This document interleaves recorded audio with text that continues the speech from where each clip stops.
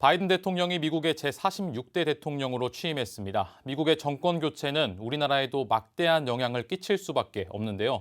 한미 동맹, 북미 관계, 그리고 한반도 정세 등 한국의 외교 안보 지형 전반에 걸쳐 큰 변화가 예상됩니다.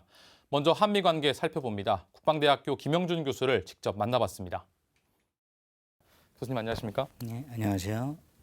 먼저 조 바이든 대통령이 취임을 했습니다. 또 이렇게 미국의 외교 안보 정책에 대한 전망을 또 안 할 수가 없는 상황인데요. 어떻게 보고 계십니까?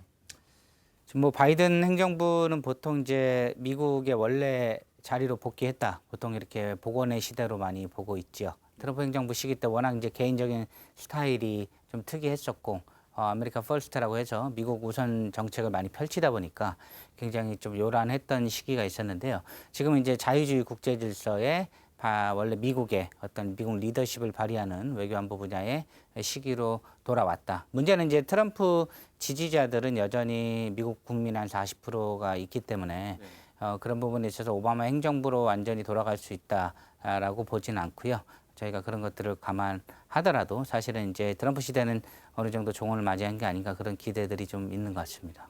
네, 아무래도 또 우리의 관심사는 대한반도 정책일 수밖에 없을 텐데요. 한미동맹이라는 굳건한 연결고리가 있는 만큼 기대하는 바도 어느 정도 있습니다. 혹시 이런 부분에 대해서는 어떻게 보시는지 말씀 부탁드리겠습니다. 바이든 행정부는 사실상 로이드 오스틴 국방장관 지명자가 청문회에서 방위 협상은 한국과 조속히 마무리하겠다라는 어떤 긍정적인 메시지를 내놓을 만큼 한미동맹은 좀 안정적인 형태로 복귀가 될 것 같습니다. 문제는 이제 한반도 관련한 평화 프로세스 정책에 바이든이 어떤 식으로 나올까는 저희가 좀 더 지켜봐야겠죠. 또 우리 군의 입장에서 보면은 한미 간 현안 과제들이 또 굉장히 많이 있습니다. 그중에서도 전시작전 통제권 전환 문제가 있는데요. 바이든 시대에는 또 어떤 진전을 이룰 수 있을까 좀 이런 것도 궁금하거든요. 전시작전 통제 관련해서 전화는 저희 이제 문재인 정부가 임기 내 마무리하겠다고 공언을 하고 사실 지금 마지막 5년 차로 들면서 국방부나 이런 곳에 이제 TF가 추진이 돼서 굉장히 강력히 드라이브를 걸고 있습니다. 근데 사실 조 바이든 행정부 시기는 동맹국에 대해서 목소리에 귀를 기울이긴 하지만 동시에 대중견제라는 어떤 큰 전략은 트럼프 행정부가 별 차이가 없거든요.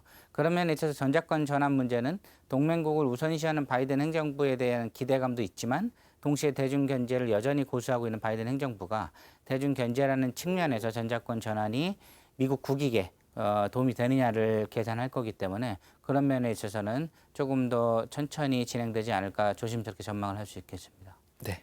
그러면은 또 이와 함께 트럼프 행정부 말기 때 좀 불거진 일이죠. 방위비 분담금 증액 요구로 협상은 또 아직도 교착 상태에 있는데 또 이런 것들을 어떻게 풀어갈 수 있을지도 한 말씀 부탁드리겠습니다.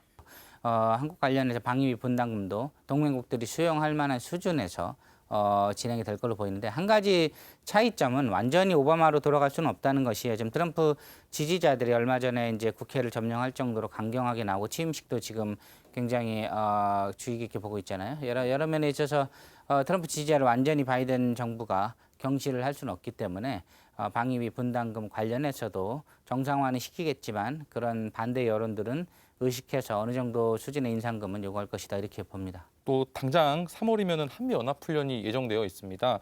북한이 또 적대 정책이라면서 중단을 요구하고 있는 상황인 만큼 한미 관계 향방을 가는 말 첫 시험대로 예상이 된다. 이런 말도 있거든요. 또 이런 부분은 또 어떻게 보시는지.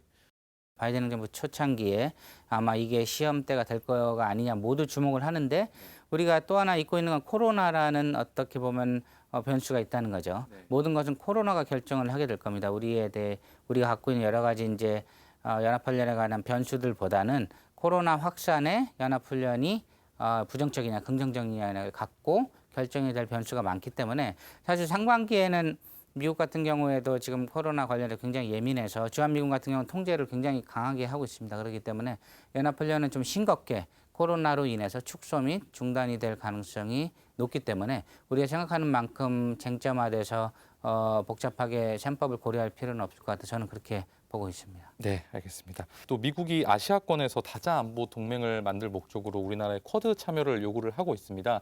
근데 이게 중국을 겨냥을 하고 있다는 것 자체가 조금 문제가 되고 있는데요.